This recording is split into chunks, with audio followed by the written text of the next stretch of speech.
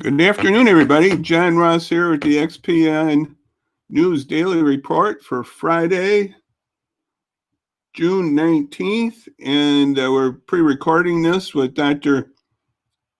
Jamie Aten of Wheaton College's Humanitarian Disaster Institute. And we're going to have a good conversation here. And you can see I got up that coronavirus is dangerous. I don't know where I picked it up, but anyway, it's dangerous. Okay, we're going to bring up Dr. Jamie here, and he'll be joining us, and we'll have a good discussion here about reopening the church. So,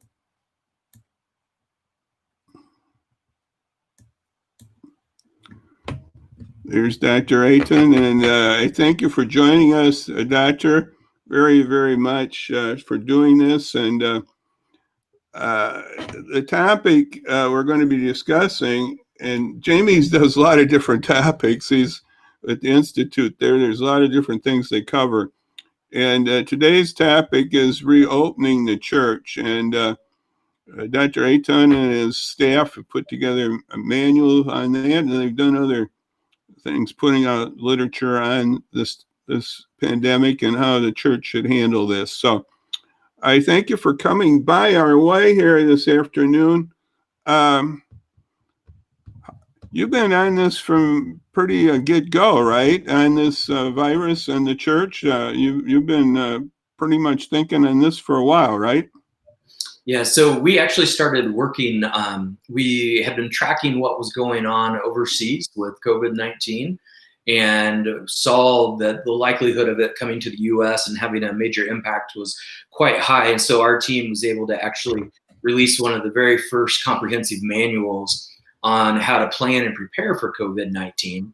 And we actually launched a weekly ongoing webinar series with the National Association of Evangelicals just 2 days after it was declared a pandemic. So you were really ready for it. What did he say? Well, that's what you got to do. It's part of the job description, I guess. Yeah, I guess so. And John, for me, I had a number of years ago, somebody asked me, as a disaster researcher, what keeps me up at night? And my response was a potential pandemic. And so our team actually since 2014 has been developing some resources and tools and working with congregations around these issues well prior to this pandemic unfolding. Yeah, well, I assume you have contacts around the world too with church and other scientists, so you got a little idea about what was happening. Now you put out several things, but I think we'll just go through this briefly here in the time we have.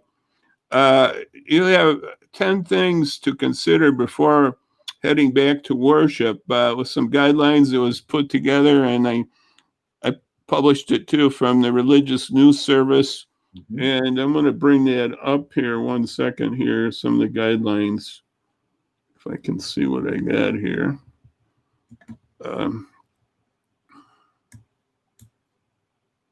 It's not as big as I thought it would be. I'll put myself down. I don't know if we can see the guidelines too well here. I'm sorry about that, Jamie. No worries. But we have 10 guidelines, and maybe let me see if I can read them off. I can find them here. I have another source here. Maybe you can remember some of them too.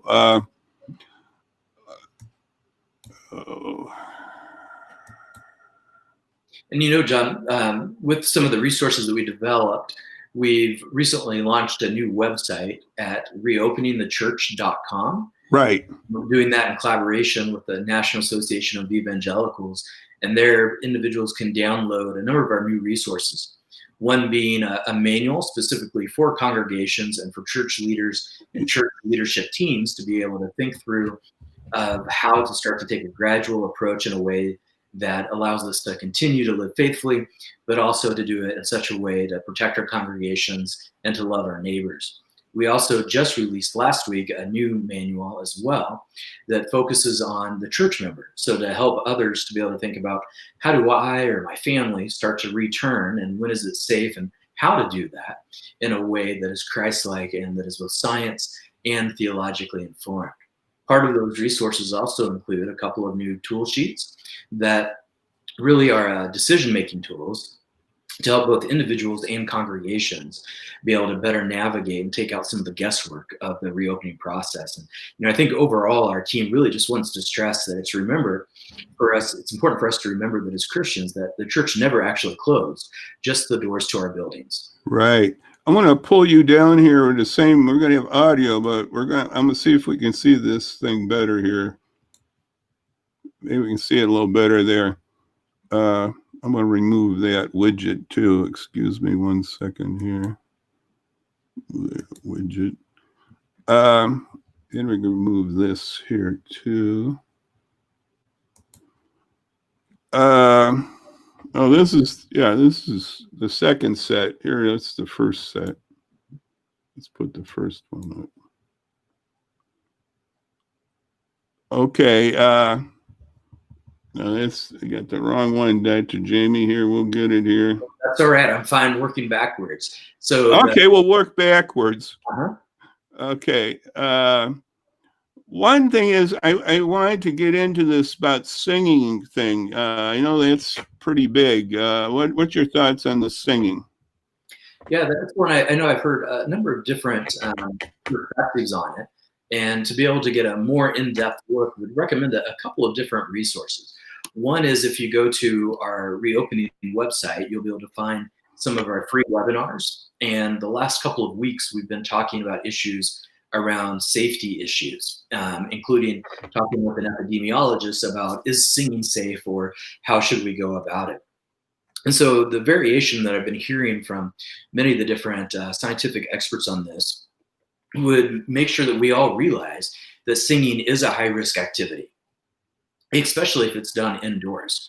So some of the recommendations include maybe consider first start by having outdoor worship, such as maybe in people's vehicles or in an outside area that's very well ventilated, where there's significant space, because we have to remember that, that 6 feet guidelines for social distancing is just kind of a rough estimate. And we know that singing can produce a significant greater amount of droplets that's being dispersed than just talking, even, for example. So if a congregation is going to sing, still would encourage that they do so social distancing. Ideally, it would be outside and with a face mask. But if they were to do it inside, then they would want to make sure that they're providing even more space. But I would still, again, remind congregations that it's considered a high-risk activity. So it may also, another alternative might be to have somebody up front on the stage where there's a significant amount of distance between them and those in the pews who might, for instance, sing an individual musician or a small worship band. I see another thing there was forego contact, and I know we're going to have an outside worship in the next few days at First Press. Going to do it a couple of times, then I'm going to go indoors, maybe August. But I think the temptation is to go up and hug somebody or do something like that.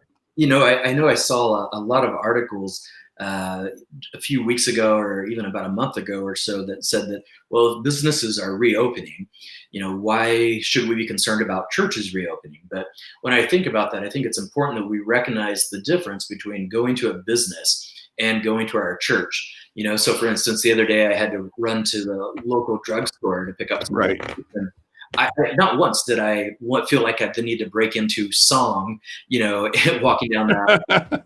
Or go up and hug the clerk or something. Right. But I know the first time that I go back to my home church that I'm going to probably feel overwhelmed with joy to be around others. And that temptation to want to hug a friend that I've not seen for a while or to break into song, those are going to be real things that are going to be challenging for us to be mindful of.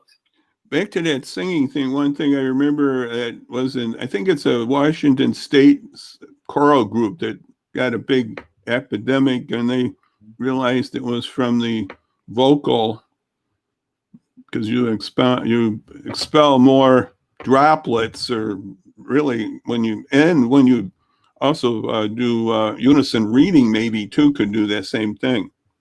So. Yeah, in fact, there was a major choir association that did a poll of a lot of their experts and members and actually came out with the statement, discouraging choir practices and corporate worship that involves choir singing because of the possibility for high transmission rates. Yeah, I had that on my website too. I noticed that the choir group was, I don't think, nobody's really just not saying not do it, but we're sort of saying we got to restrain ourselves or have just a choir, a few people sing far away, right? Right, right. And again, we have to really take into context with, this whole process that what it might be like to, in the Chicago area versus I grew up in a small town in southeastern rural Illinois, there's some differences there. But also we have to take into account not only what's happening in our community, but also our facilities. How good is the ventilation? How large is the congregation itself? So there's a lot of things that go into play here. Here's the beginning part that we didn't discuss too much, but we can't see that. I'll put you down a moment. We'll just see what else is on there. I forgot what we have here. Of course, the one thing is we want to keep updates on the virus and make sure we know what's happening, and that's an important thing too, right? To keep knowing what's happening. It changes thoughts on this because it's new. Yeah, absolutely. And when I think about the churches that we've worked with, and our mission, for instance, of the HDI is to help the church prepare and care in a disaster-filled world.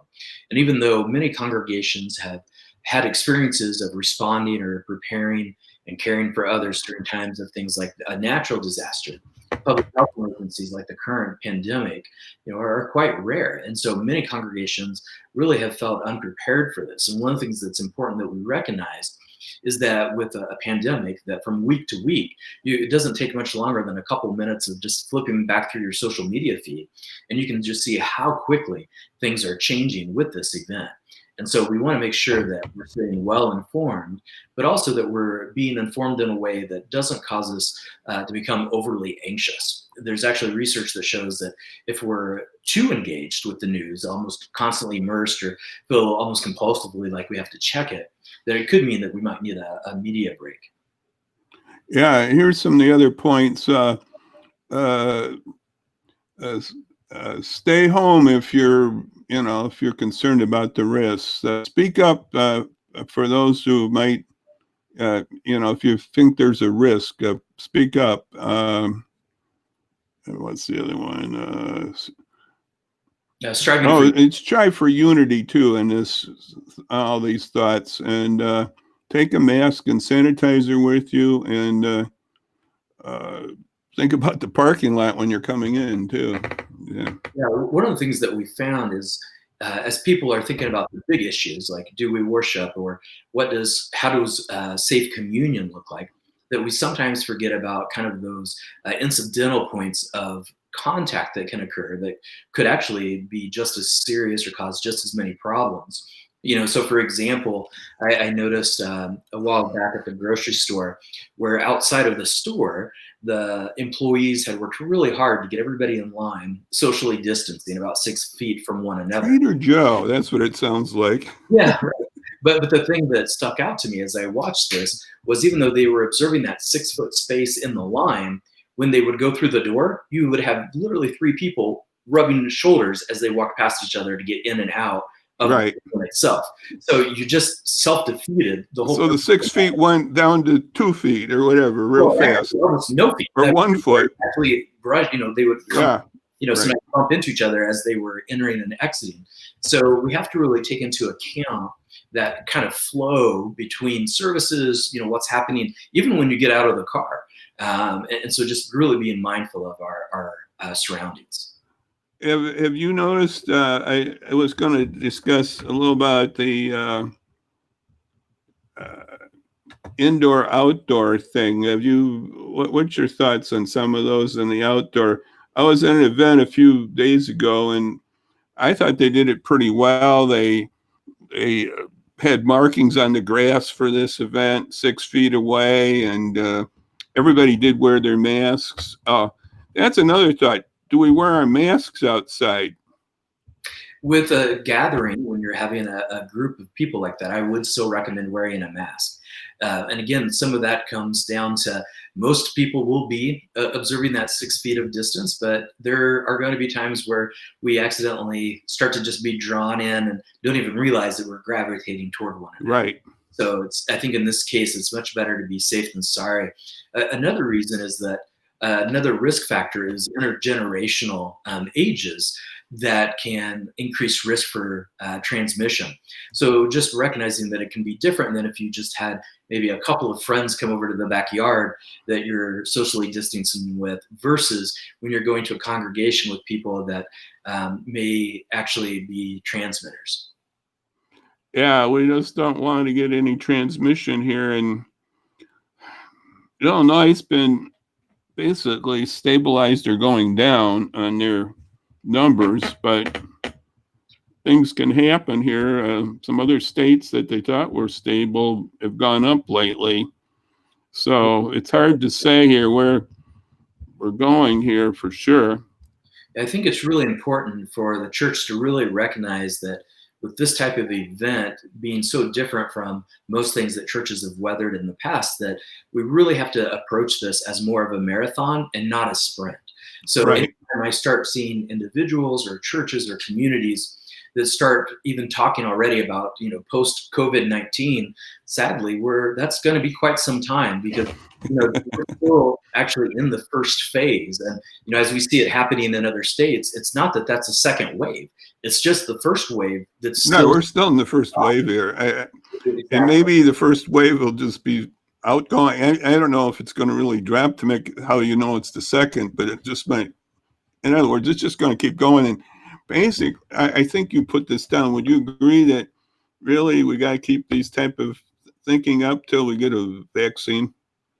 Yeah, I mean, I definitely think the vaccine is going to make a positive change. But even once the vaccine happens, we still have to realize that it's not going to come out and be able to treat everybody at once. That there's going to be not enough to go around immediately. Well, that's another problem, or maybe some anti-vaxxers out there, and that could be a problem too. How many are going to get vaccinated, and how much vaccines out there, and what it costs, and all that we haven't even got to that angle yet. And some are saying it might happen in January. Some are saying no, maybe 6 more months or another year. I don't know. Yeah. So for me, when I think about these issues, just really trying to focus on, hopeful for that, also hopeful that we'll continue to see some mutations happening with it where it would become less dangerous. So we've seen that happen, for example, with SARS over time. But as we still wait for those unknowns, doing what we can to be able to protect ourselves and protect our neighbors. Well, I want to respect your time here. And we have a return to church manual that you're offering on your website. And I'm going to put up that this is where some of this basis, what we're talking about, comes from. We just talked about that indoor, outdoor. But we're going to get, yeah, here it is. Reopeningthechurch.com and go to return to the church manual.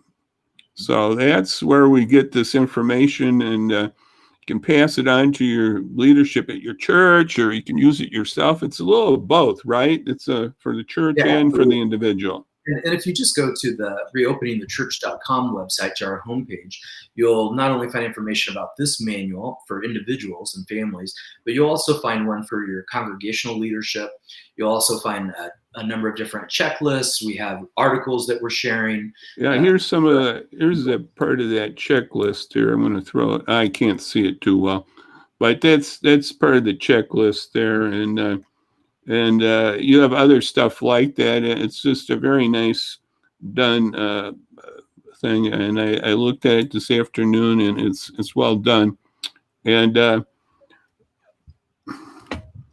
we just got to get the church to get involved in all our churches. Some have been doing car things too in the car.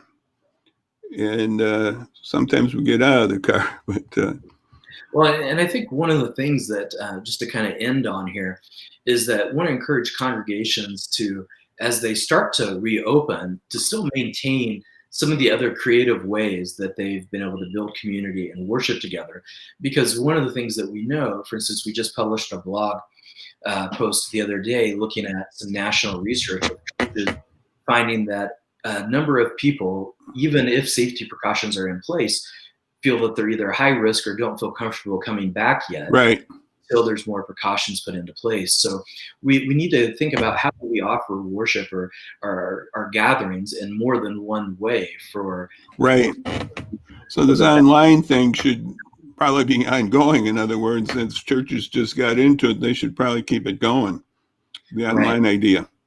Mhm. Well, my church had that going before, so that wasn't too much of a shift. But they improved the quality somewhat of the online too. I think a lot of churches have tried to improve that quality. Well, Dr. Aten, I thank you very much for being with us here this afternoon. And I'm just going to thank the doctor here for being with us. And I got just a few more things I'm just going to brush real fast by here. One is, remember the food drive we talked about many times with the John R. Harkness Family Center, and just get involved with that. And I don't know, where did that go? I thought I had that. Well, anyway, remember that coming up Wednesday and Thursday. And then if you can, give me a little hand on my walk for Parkinson's. If you can, do that. And you can see me on my website more about that, but we want to get that Parkinson's stamped out. And we did a little walk last Saturday. Went 5K, but it took me a little while, Dr. Jamie. It took me a little while, but we did it. So anyway, that's and we'll see you coming by, hopefully all you next Monday. That's where you can get my, on my help out for the walk. And hopefully we'll see you next Monday, everybody. And I just want to thank Dr. Aten for being with us again and sharing and the work that they do at Wheaton. He does various things. I remember going up to that premiere showing of that manual. What was it? Manual? Is that the name of it? Manual? Mm-hmm. Yeah, that was a nice movie that showed hurt in America, and it was well done movie. And so I just again thank Dr. Jamie for being with us, and we're just say goodbye for now, and we're just going to do that 1 second here. Yeah. So thank everybody for being here, and thank Dr. Jamie again for being with us here. And we'll look forward to hearing more from the Humanitarian Disaster Institute and what they're doing. And just keep this in mind, and just remember to look that up and get that manual and get all those materials that he has. And we just appreciate him.